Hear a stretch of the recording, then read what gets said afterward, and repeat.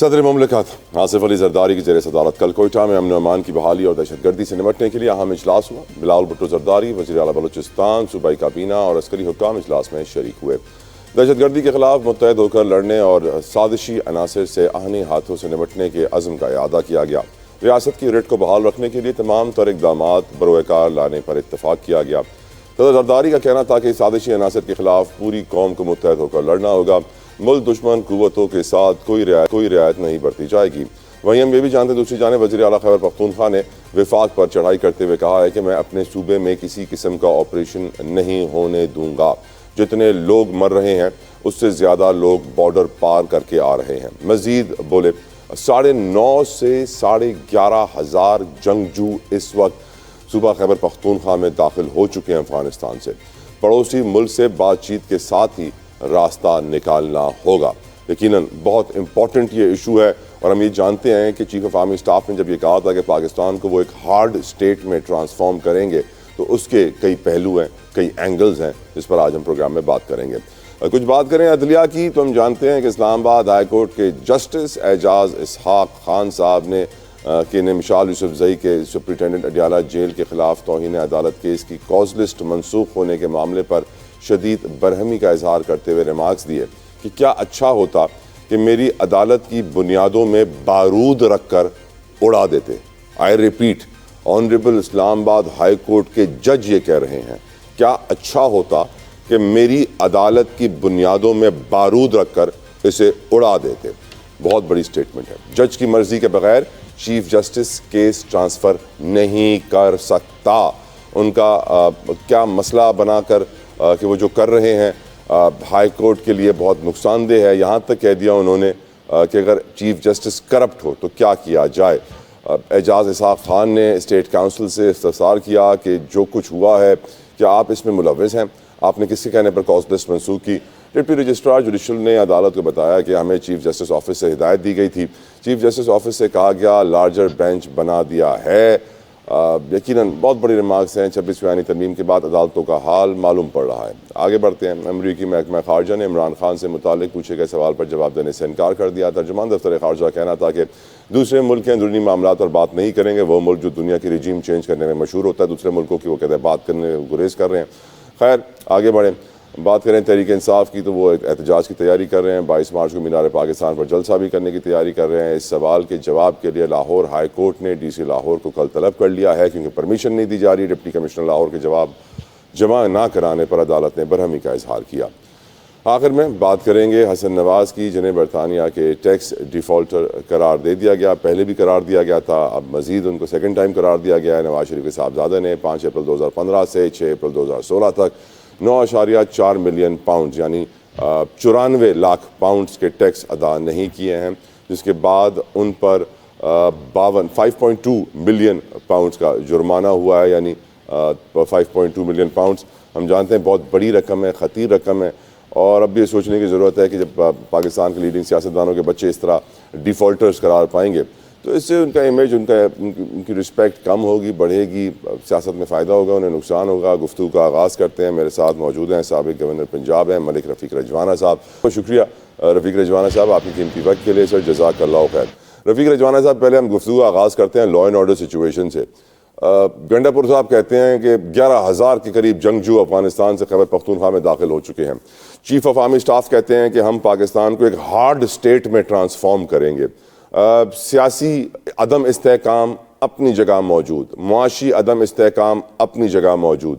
ایسے میں یہ جو دہشت گردی کی لہر اور خاص طور پہ جو 11,500 جنگجو افغانستان سے اس وقت پاکستان میں داخل ہو گئے ہیں KPK میں، کیا آپ کی نظر میں کتنی الارمنگ سچویشن ہے، کتنی تھریٹننگ سچویشن ہے؟ کیا پاکستان کے سیاستدان، ہمارے اشرافیہ، ہماری لیڈرشپ مقابلہ کرنے کی استطاعت، قابلیت، طاقت رکھتی ہے اس سچویشن کی؟ ملک رفیق رجوانہ صاحب۔ تھینک یو سو مچ جی۔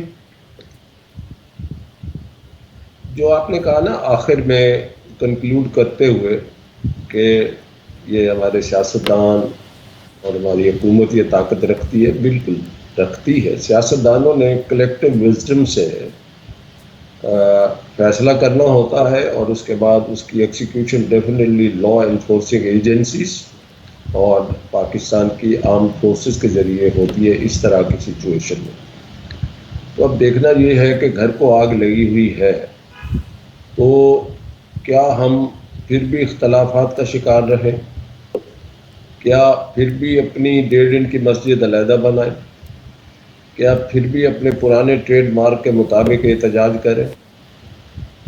تو میں یہ سمجھتا ہوں میری رائے میں دی پراپر ٹائم ول کم جب کبھی احتجاج بھی ہو سکتے ہیں اور بھی ہو سکتا ہے. سیاسی طور پر ایک بنیادی حق ہے آئین کے تحت، مگر یہ حالات متقاضی ہیں کہ خدا کے لیے حالات سامنے رکھیں اور پاکستان کے لیے جو حالات ہیں اس کو مل کر اس کا مقابلہ کریں. اور اگر اس طرح سے اختلافات کا شکار ہوئے تو اس طرح دہشت گردوں کو تقویت ملے گی کہ ہمارے خلاف یہ ایک مل کے انہوں نے ایک میٹنگ بلائی، ایک اجلاس بلایا، تمام جماعتیں سوائے پی ٹی آئی کے دوستوں میں شریک نہیں ہوئی، تو اور بھی کوئی جماعتیں شریک نہیں ہوئی.